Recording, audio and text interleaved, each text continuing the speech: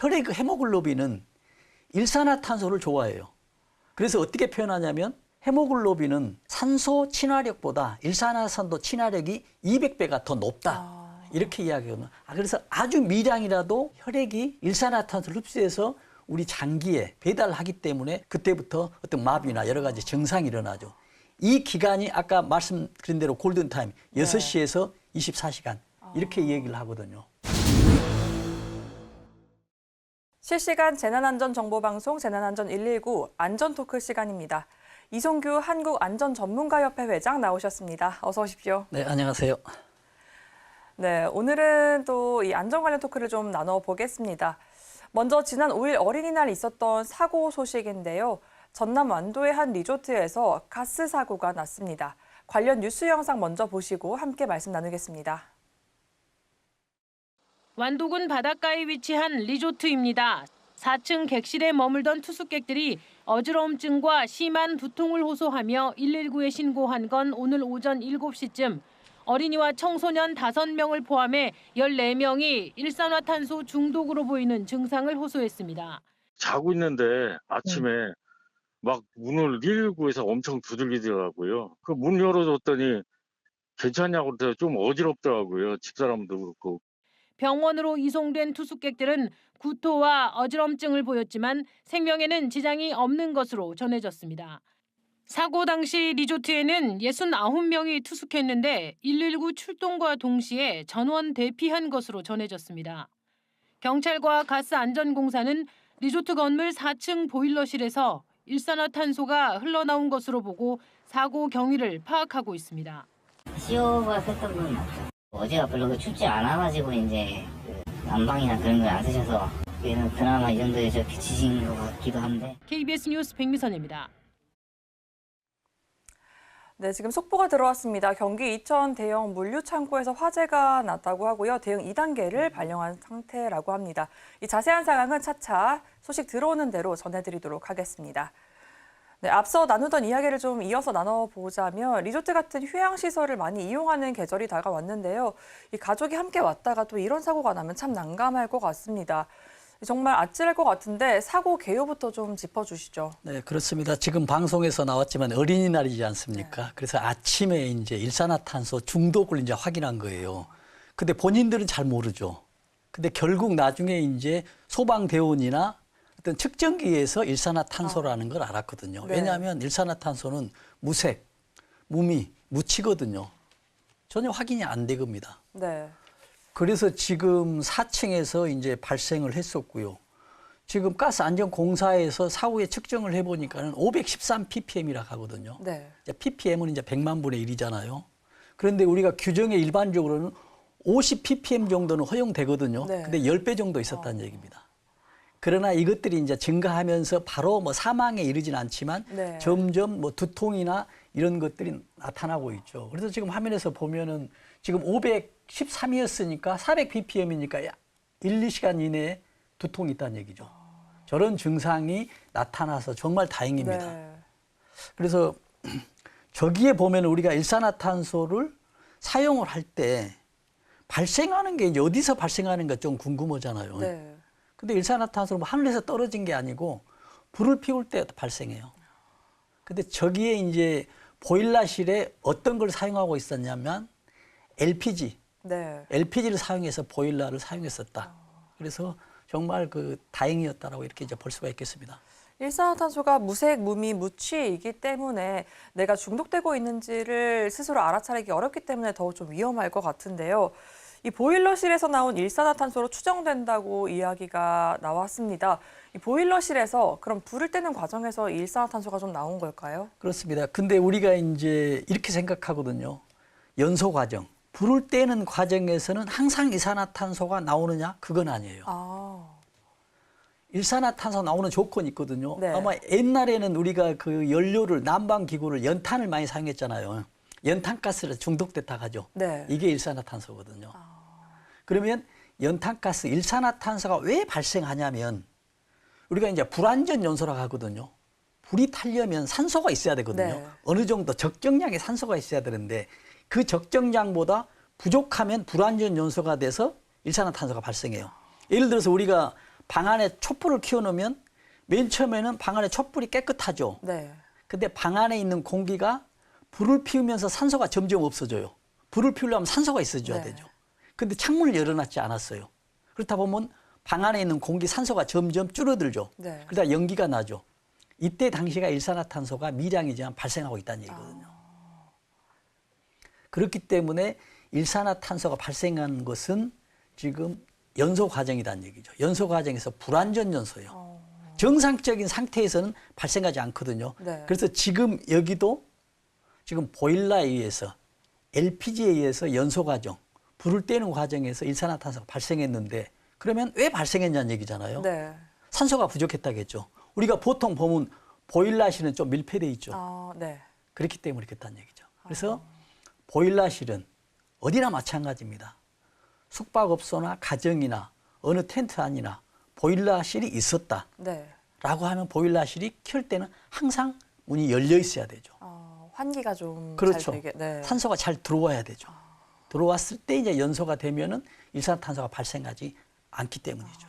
그래서 원인은 밀폐된 공간이었다라고 이제 볼 수가 있죠. 네. 이 날씨가 이 따뜻해지는 만큼 또 환기를 조금 더 좀 신경 쓰는 좀 그런 부분이 필요할 것 같은데요. 아무래도 일산화탄소는 공기보다 좀 가벼우니까 좀 위로 올라가지 않을까 이런 생각을 했는데 보일러실도 4층이고 피해자들도 4층에 가장 많았습니다. 그건 좀 왜 그렇죠. 그럴까요? 그러니까는 우리가 이제 4층 보일러실에 이제 연소가 됐잖아요. 그럼 거기가 밀폐됐다는 얘기죠. 보일러 네. 자체가. 근데 5층에도 보일러실이 있었겠죠. 각 네. 층마다 있었습니다. 근데 5층에서도 보일러실이 연소가 되는 과정이 있었는데 거기는 밀폐되지 않고 환기가 됐었다라고 이제 추정할 수가 있죠. 그러면 4층에 있는 보일러실이 밀폐됐어요. 그럼 그 보일러실에서 계속 일산화탄소 발생하니까 밖으로 누출이 되겠죠. 네. 그럼 복도로 나오겠죠. 복도로 나왔을 때 다시 이게 어디로 들어갑니까? 방 안으로 들어가죠. 그래서 방 안에서는 일산화탄소 양이 많지는 않았어요. 그러나 시간이 지나고 뭐 작동이 아주 세게 돌렸다.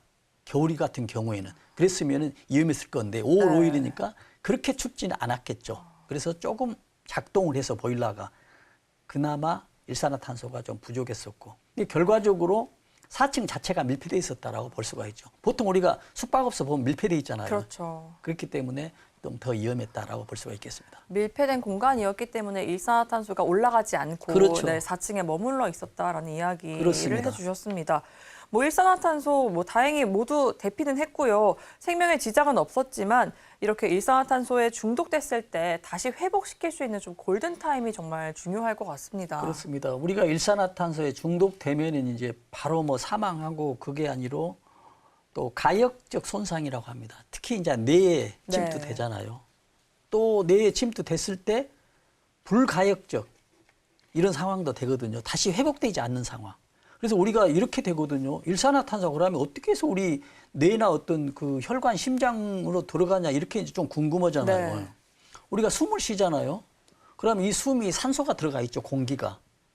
이 공기가 들어있으면 이 공기 중에 산소를 혈액의 헤모글로빈이 흡수를 해요. 네. 그러면서 모든 장기에, 뇌에 전달을 하는 이런 과정이거든요. 그랬는데 숨을 쉬었는데 산소가 부족하고 네. 일산화탄소가 많아지죠. 네. 그렇게 되면은 헤모글로빈이 일산화탄소를 흡수를 해서 우리 장기에 배달을 하고 있는데 이런 경우가 있거든요. 예를 들어서 일산화탄소가 1이 있고 산소가 200의 양이 있어요. 그러면 산소가 굉장히 많죠. 이걸 동시에 흡입을 했어요. 1대 200으로. 네. 1이 일산화탄소요. 그러면 우리 혈액이 산소가 많으니까 산소를 화합해야 되잖아요. 그렇지 않아요. 혈액 헤모글로빈은 일산화탄소를 좋아해요. 그래서 어떻게 표현하냐면 헤모글로빈은 산소 친화력보다 일산화탄소 친화력이 200배가 더 높다. 이렇게 이야기하거든요. 그래서 아주 미량이라도 혈액이 일산화탄소를 흡수해서 우리 장기에 배달하기 때문에 우리 장기에는 산소가 없기 때문에 그때부터 어떤 마비나 여러 가지 증상이 일어나죠. 이 기간이 아까 말씀드린 대로 골든타임 6시에서 24시간 이렇게 얘기를 하거든요. 그래서 지금 표현 나오고 있죠. 저기 보면은 지금 400ppm, 500ppm, 1600ppm, 4200ppm 우리가 퍼센테이지로 이야기하면은 이제 100만 분의 400이니까 0.04가 되겠죠. 네. 이때부터 이제 증상이 나타나거든요. 만약에 1600ppm이면 2시간 이내에 사망합니다. 3200ppm이면 30분 이내에 사망하거든요. 그래서 아주 위험합니다. 이런 증상들이 그 전에는 알 수가 없어요. 냄새도 없죠. 네. 이런 증상이 났을 때 옆 사람 위해서 하기 때문에 정말 중요하다. 그래서 우리가 꼭 필요한 거는 이런 불을 피울 때 있죠. 네. 그때는 꼭 환기를 시켜야 된다. 불 피운 다음에 환기보다도 우리는 보통 언론에서나 뉴스에서 그렇죠. 연소된 다음에 창문을 열어 하잖아요. 연소된 과정에 문을 열어야 됩니다. 그래야만 산소가 들어오죠. 네. 그래서 불완전 연소가 되지 않습니다. 처음부터 아예 발생을 안 시키는 게 그렇죠. 가장 좋은 거죠. 네. 그렇죠. 그게 가장 좋은 방법인데 그렇게 우리가 좀 알고 행동을 해야 되겠습니다. 뭐 그렇다면 이 골든 타임도 중요한 거고요. 이 일산화탄소의 농도도 상당히 또 중요하다는 좀 이야기가 될 것 같습니다. 이렇게 연소 과정에서 발생한 일산화탄소나 이산화탄소가 좀 어떻게 다른지도 알고 있어야 예방이 가능할 것 같은데요. 좀 일산화탄소와 이산화탄소는 어떤 차이가 있는지 그러니까요. 네, 좀 설명해 주시죠. 그래서 우리가 이제 불을 피우면 이제 연소라 하죠. 네. 연소 과정에서는 완전 연소, 산소가 충분하게 되면 완전 연소를 하거든요. 이때는 일산화탄소가 나오지 않는다겠죠. 네. 이제 이때 나오는 게 이산화탄소가 나와요. 그러면 이산화탄소는 무해예요. 이 자체로는 무해합니다. 그러나 일산화탄소는 유해를 하죠. 저기 보면은 완전 연소 있죠. CO2잖아요, 오른쪽에. 네. 원소 기호가. 지금 CO2는 산소가 2개 있다는 얘기죠. 그래서 완전 연소가 된다는 얘기죠. 네. 밑에는 CO, 산소가 하나, 산소가 부족하다는 얘기거든요. 그래서 저런 이제 발생하는데 저기에서 우리가 이야기할 때 이산화탄소는 무해하고 일산화탄소는 유해한 아주 큰 차이가 있거든요.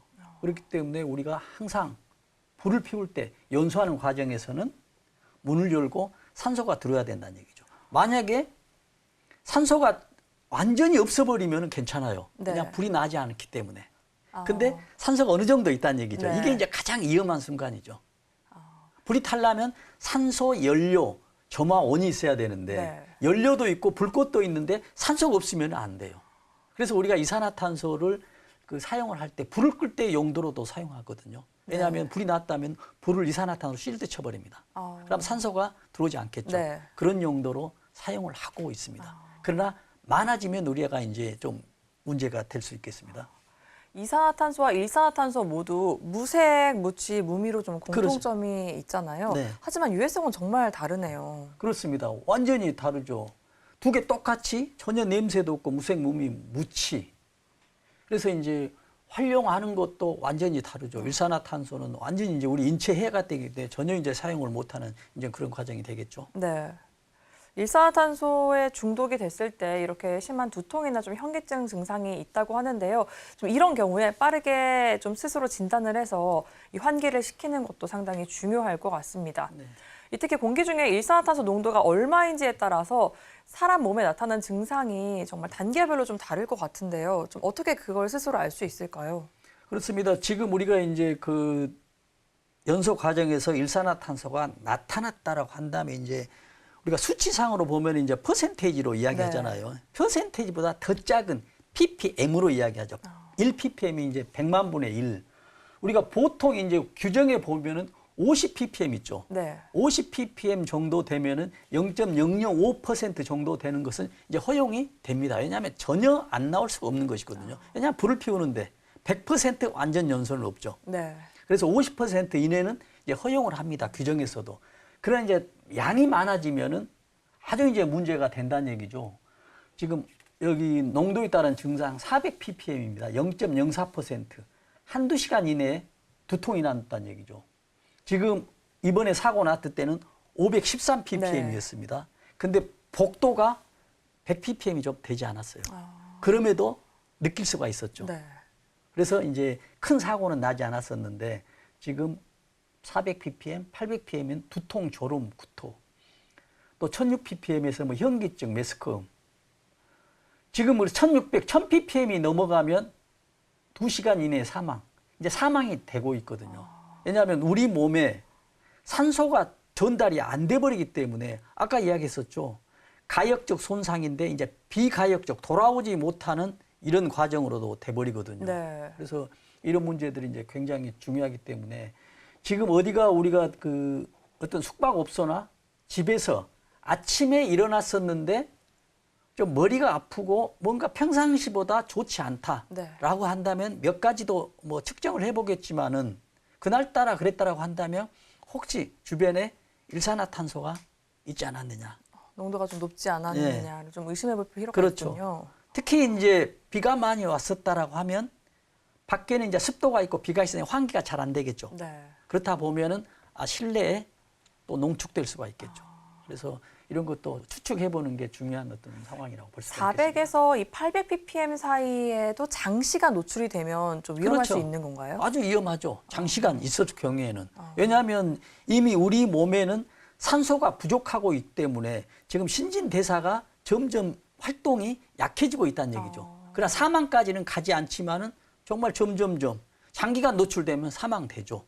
그러니까는 800대도 뭐 한두 시간 이내에 두통이 되지만은 1000이 넘어가면 한두 시간에 사망이잖아요. 네. 그러면은 1000이 안 되더라도 800에서 뭐 1000이 되더라도 두세 시간, 서너 시간 이내면 사망에 이제 가고 있다는 것이죠. 그래서 정말 위험한 가스입니다.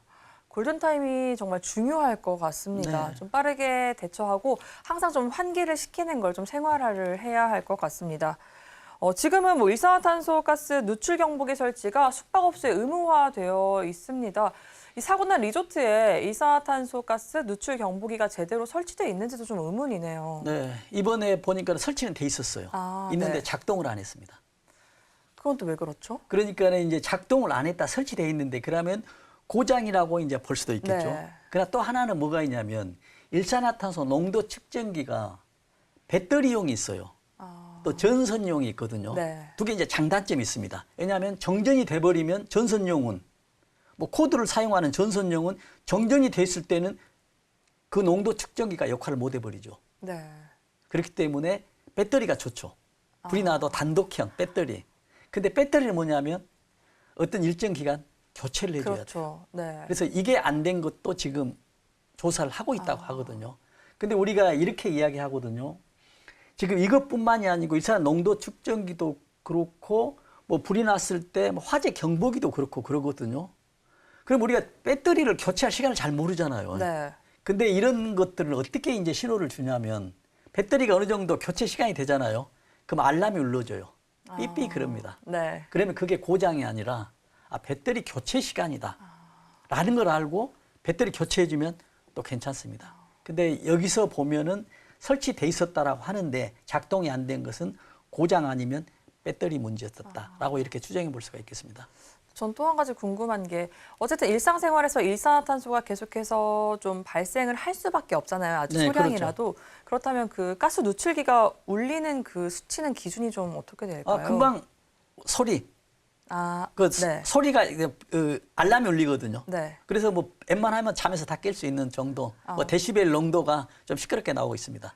한 400 ppm 이하면 무조건 나는 건가요? 어느 정도 규정이 있습니다. 이 규정이 좀 기종마다 좀 다르는데 네. 발생해서 50 ppm 이상 되면 다 네. 발생합니다. 이게 이제 감지를 하거든요.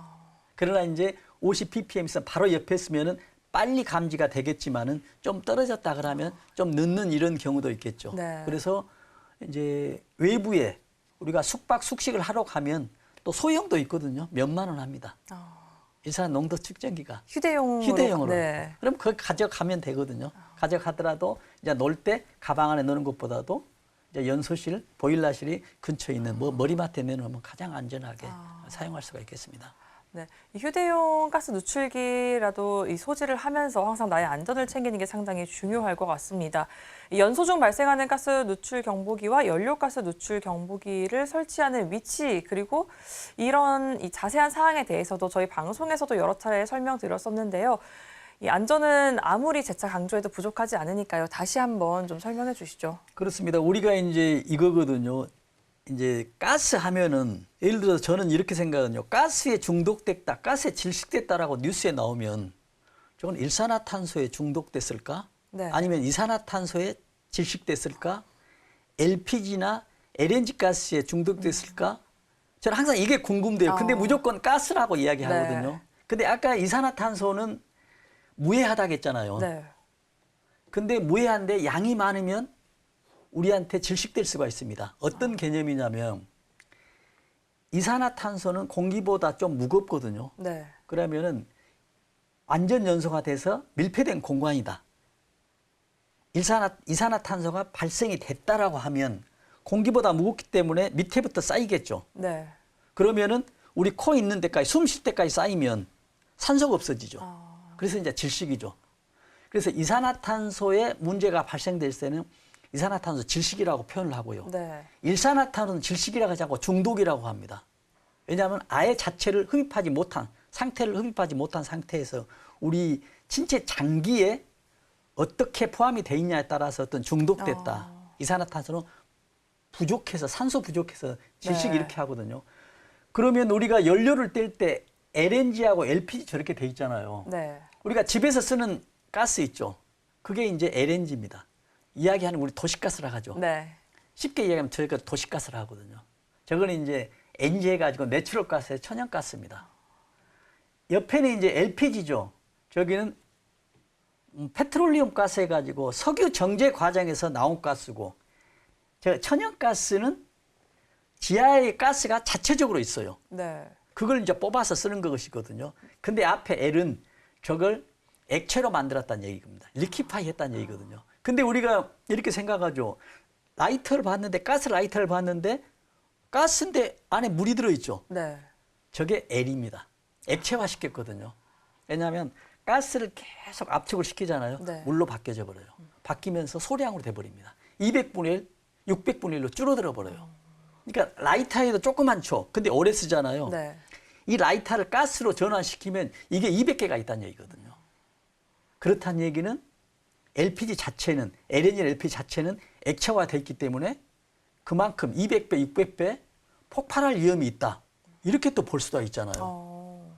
그래서 지금 말씀드린 대로 LNG나 LPG나 일산화탄소, 이산화탄소 농도 측정기가 다 다릅니다. 근데 또 무게가 또 상반돼요. 공기보다 무겁고 가볍고 이렇거든요. 네. 그래서 위치에 따라 달라야 됩니다. 그래서 설치하는 그 과정을 보면 아까 일산화탄소를 하겠었죠. 네. 가볍다 했잖아요. 그러면 여기에 어떤 그 연소실이다, 보일러실이다라고 한다면 일산화탄소는 가볍기 때문에 위에서부터 쌓이죠. 네. 이제 천장에 달아야 되겠죠. 근데 이산화탄소는 무겁다 했잖아요. 네. 이제 바닥면에 설치해야 되겠죠. 근데 또 보면은 우리 도시가스 있어. 집에 사용하는 도시가스잖아요. 그렇죠. 네. 도시가스 또 가벼워요. 그래서 천장에 달아줘야 됩니다. 그 다음에 이제 LPG 가스는 저거 뭐냐면 도시가스라고 안 하고, 왜 도시가스를 하냐면 저 천연가스 LNG를 도시에서 사용하고 있기 때문에 우리가 쉽게 도시가스라고 해요. 네. 그러면 도시에서 시골에 사용하는 거 있죠. 네. 저게 LPG예요. 우리 LPG 통 있죠. 네, 큰 거. 네. 그거 사용되는 게 LPG예요. 근데 LPG 시골에서 사용됐다. 보면 뭐가 되냐면 이제 무겁죠. 그래서 밑에 해야 된다는 얘기죠. 이번에 사고 나는 것도 연료실에 LPG였다는 얘기죠.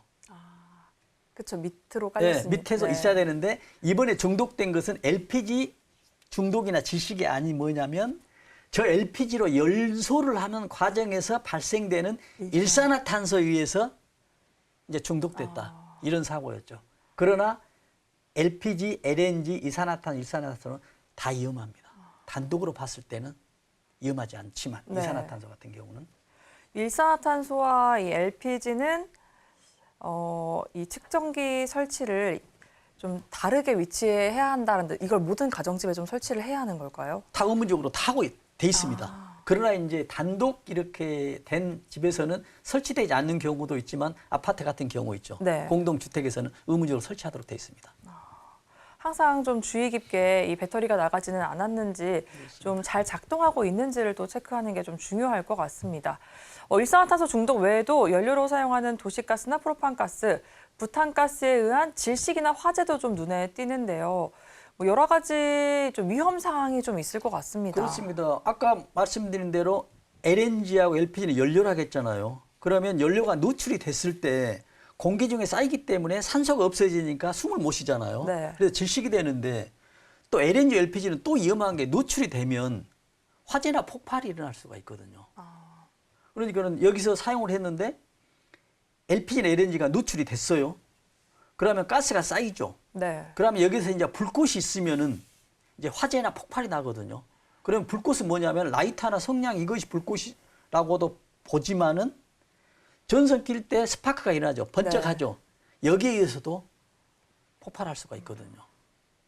그렇기 때문에 LNG나 LPG는 이렇게 누설이 됐을 때 어떤 불꽃, 점화원에 의해서 폭발할 수 있고 화재가 날 수가 있거든요. 우리가 화재와 폭발은 좀 뭔가 좀 뭐하죠. 네. 근데 화재는 그냥 우리가 종이가 타면은 점점점 이렇게 불이 타잖아요. 연소되는 과정. 네. 이걸 이제 불이 났다고 하는데 폭발은 동시에 타는 것이거든요. 기름 같은 경우는 점점 타가는 게 아니라 밀폐되어 있으면 가스나 기름은 공간이 있으면 동시에 타버리거든요. 동시에 연소되는 게 폭발이거든요. 네. 그래서 이 밀폐된 공간에 조금 있었으면 이제 불이 나겠죠. 화재로 나겠지만은 가득 차 있는데 화재가 났다가 이제 폭발로 이루어지거든요. 근데 이런 경우가 있죠. 예를 들어서 집안에 가스가 완전히 가득 차 있어요. 그러면 라이터를 켜면 폭발되겠죠. 네. 그러면 산소가 없기 때문에 또 폭발이 안 돼요. 적정량의 산소가 있어야 돼요. 그러면은 이 LNG나 LPG가 또 약 10% 정도의 위치에 있을 때 가장 그 인하가 되거든요. 불에 붙고 그 위치 넘어가잖아요. 20% 넘어가면 불이 있어도 산소가 없기 때문에 라이터도 안 켜지고 불도 나지 않는 또 이런 게 있거든요. 그래서 우리가 이런 경우 있죠. 이제 집에 며칠간 뭐 외출을 하고 외부에 갔다가 집에 돌아와요. 근데 가스가 방 안에 꽉 있었다라고 이제 가정을 하면 네. 20% 이상의 가스가 도시가스가 꽉 차 있어요. 그러면 불이 있어도 안 켜지죠. 네. 산소가 부족하니까. 그렇죠. 그래서 괜찮겠다 하면서 창문을 열죠. 창문을 열면서 환기가 되잖아요. 그러면 이제 폭발 온도, 화재 온도가 10%라고 했잖아요. 10% 되죠. 20% 점점 없어지잖아요. 이때 라이터를 켰다. 이때 이제 폭발하는 거예요. 그래서 냄새도 없잖아요. 네. 그래서 밖에서 이제 외출을 하거나 장기간 집을 비워놓고 온다면 아예 문을 활짝 열어놓고 한 뭐 10여 분 정도는 환기된 다음에 어떤 걸 하더라도 하는 게 가장 좋은 어떤 습관이라고 보면 되겠습니다. 충분히 환기를 시켜준 이후에 좀 불을 피우더라도 피우는 게 가장 안전하다. 그렇죠. 또 이런 불을 말씀이셨습니다. 키울 때도 마찬가지거든요. 네. 이상이 없다라고 하면서 창문 열고 화장실에서 세면하러 가야지라고 불을 켰는데 이미 그때 10% 돼서 그 스파크에서 터져버리는 거죠. 그 1, 2분 전에는 20%였는데 라이터를 켜도 괜찮았는데 네. 그래서 이런 것도 있으니 좀 우리가 그 안전 어떤 그 상식이라 하죠. 이런 것도 갖고 있으면 좋겠습니다. 특히나 가스 노출 사고는 이 대형 사고로 좀 이어지는 경우가 많기 때문에 또 항상 주의하시면 좋을 그렇습니다. 것 같습니다. 뭐 이산화탄소 자체는 무해에서 실생활에도 많이 사용된다고 이야기를 아까 하셨고요. 이 화재를 진압할 때도 또 사용할 수 네. 있다. 또 이런 이야기를 그렇습니다. 하셨었는데요. 아까 이야기하는 것은 지금 우리가 이산화탄소 소화기도 있어요. 그럼 뭐냐면 지금 불이 났으면 이산화탄소를 그 화염에다 하면 이산화탄소가 들어가면서 산소를 실드 쳐버리니까 네. 산소가 침입하지 못하게 그냥 불이 꺼지는 거예요. 근데 이게 이제 어떤 문제가 있었냐면 사고 난 적이 있거든요. 몇 년 전에 서울시에서 어떤 건물에 이산화탄소 소화기가 있었는데 뭔가 작동이 돼버린 거예요. 네. 그러다 이산화탄소가 나와버렸죠. 그러다 보니까는 이제 사망해버린 거예요. 질식해버린 겁니다. 전혀 무색무취했는데. 네. 그래서 이산화탄소는 이제 이렇게도 사용하고 우리가 드라이아이스 있죠. 네. 이것도 이산화탄소거든요. 이산화탄소 덩어리. 그렇죠. 네. 근데 이산화탄소 가스를 하겠잖아요. 가스를 저온에서 압축을 막 시키잖아요. 그러면 고체가 돼버려요. 액체가 됐다가 거기서 압력을 팍 또 낮게 하잖아요. 그럼 고체가 돼버려요. 그럼 고체죠. 근데 이 고체가 대기 중에 있으면 연기로 바뀌어지죠. 네. 그럼 온도가 낮아지는 거예요. 이게 드라이아이스인데 이 자체도 이산화탄소거든요. 그래서 이산화탄소 이렇게 활용도 하고는 있습니다만은 양이 과다했을 때는 이제 문제가 된다는 얘기죠. 질식 위험이 그래서 당연히 이제 높아진다는 질식 거죠. 위험이 네. 있죠. 차량 운전할 때도 이산화탄소 농도 상당히 좀 중요할 것 같습니다. 그렇죠. 우리가 이런 경우 있죠. 왠지 운전을 하면 잠이 오잖아요. 네. 이게 뭐가 되냐면 뭐 다른 이유도 있겠지만 근데 어제 저녁에 충분히 잠을 잤는데 힘들지도 않는데 1시간 운전했는데 뭐 잠이 온다. 이건 뭐냐면 지금 차량 안에 있죠. 네. 차량 안에 산소가 없어요. 왜냐하면 내가 다 숨을 쉬어버리기 때문에. 그리고 우리가 내뱉는 게 이산화탄소잖아요. 그렇죠. 그럼 산소는 부족하고 이산화탄소는 쌓이니까 우리 신진대사가 잘 안 되니까 에너지 충전하는 거, 이제 수면에 이제 가야 된다는 이런 신호를 주는 거죠. 네. 그래서 차량 안에도 운전을 장기간 하면 이산화탄소가 쌓이고 산소가 부족하기 때문에 피로해서 잠이 오기 때문에 항상 환기를 시켜주는 게 가장 중요하죠. 결과적으로 또 사람이 많으면 많을수록 엄청 높아져 버립니다. 특히 또 이런 경우도 있죠. 예를 들어서 외부에 미세먼지가 굉장히 많아요. 그렇다 보면 문을 완전히 닫아 놓을 수 없잖아요. 밀폐된 공간. 네. 이럴 때도 환기를 시켜줘야 됩니다. 왜냐하면 밖에 산소를, 미세먼지가 들어있는 산소라도 들어오는 게 더 낫죠. 그런 경우에서 그래서 환기를 또 시켜줘야 되거든요. 네, 졸음운전을 좀 예방하기 위해서라도 이 틈틈이 환기를 좀 시켜주는 게 그렇죠. 뭐 집도 그렇고요, 뭐 차량도 그렇고요. 항상 환기는 정말 생활화하는 게 중요할 것 같습니다. 요즘 그리고 집마다 가스보일러가 있죠. 이 평소에 가스보일러 안전관리 요령도 좀 알고 있으면 이렇게 중독이나 누출에 좀 대비하는 데 도움이 많이 될 것 같습니다. 그렇죠. 이제 가스도 지금 도시에서는 뭐 도시가스 이런 거 있죠. 항상 가장 중요한 게 이제 환기죠. 그래서 요즘은 뭐 여름 새로 뭐 아파트 같은 경우는 연소실에서는 키면은 자동으로 뭐 문이 열려지고 뭐 약간 틈새가 이렇게 만들어지기도 하는데 네. 가장 중요한 건 환기. 이게 가장 중요하고 네, 또 그다음에 또 설치기, 농도 측정기 설치하는 것이 정말 필수적이라고 생각해야죠. 조금 전에 전해드렸던 그 위치까지 정확하게 파악하셔서 그렇죠. 네. LPG는 밑에, LNG는 위에, 일산화탄소는 가벼우니까 위에, 이산화탄소는 무거우니까 밑에 뭐 이런 식으로. 항상 이 가스 누출에 주의하면서 이 집에서도 차량에서도 안전을 가장 먼저 생각하시면 더 좋을 것 같습니다. 뭐 일산화탄소나 이산화탄소 가스 중독 환자를 발견했을 때 또 어떻게 해야 하는지도 알고 있으면 도움이 참 많이 될 것 같은데요. 구조 구급대가 오기 전에 그렇죠. 당장 내가 직접 할 수 있는 그런 조치는 어떤 게 있을까요? 정말 그 골든타임의 골든타임이죠. 지금 119가 골든타임 안에 지금 온다 하더라도 최소한 보통 뭐 7분 이렇게 이야기하거든요. 전화하고 하면은.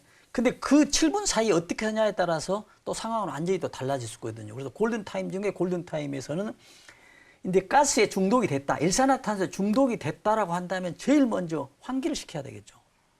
일산화탄소 중독 환자 병원에 가잖아요. 응급실에서 무조건 산소 고압 산소실로 들어가서 억지로 강압적으로 산소를 뭐 몸에다 투입시킨다라고 보면 됩니다. 그렇기 때문에 우리는 그런 상황이 안 되기 때문에 가장 먼저 환기를 시켜야 되겠죠. 네. 근데 일산화탄소가 있었다는 얘기는 그 옆에 불이 있었다는 얘기잖아요. 네. 불에 의해서 나오니까요.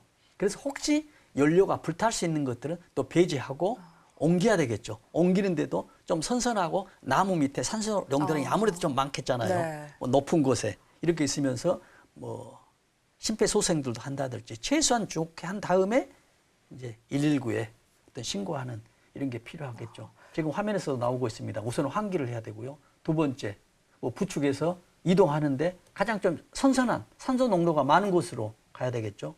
그 다음에 세 번째 신고하고 마지막 이런 상황들이 의식이 없다고 한다면 심폐소생술 하는 것들이 가장 중요하겠죠. 확실히 또 이 골든타임을 얼마나 잘 지키냐에 따라서 이 후에 후유증에도 큰 차이가 그렇죠. 좀, 생길 것 같아서요. 아까 가역적, 비가역적이잖아요. 지금 골든타임 중에 골든타임 이 상태에서는 정말 그 가역적 손상이 될 수 있는 이 상태이기 때문에 어떤 뇌 같은 것을 한번 비가역 돼버리면 돌아오지 않잖아요. 네. 그래서 정말 중요하게 생각하고 행동하면 안전한 어떤 생활이 될 것 같습니다. 네, 이렇게 가스 누출에 이 대비한 대비책 또 어떻게 사고가 발생했을 때 대응해야 되는지도 미리 알고 계시면 앞으로 생길 수 있는 크고 작은 사고에 또 대비를 할 수 있으니까요. 항상 이 주변에 가스 누출 조심하시고요. 이런 이 골든타임을 지키는 방법도 숙지하고 계시면 좋을 것 같습니다. 네, 여기까지 듣도록 하겠습니다. 지금까지 한국안전전문가협회 이송규 회장이었습니다. 오늘 말씀 감사합니다. 네.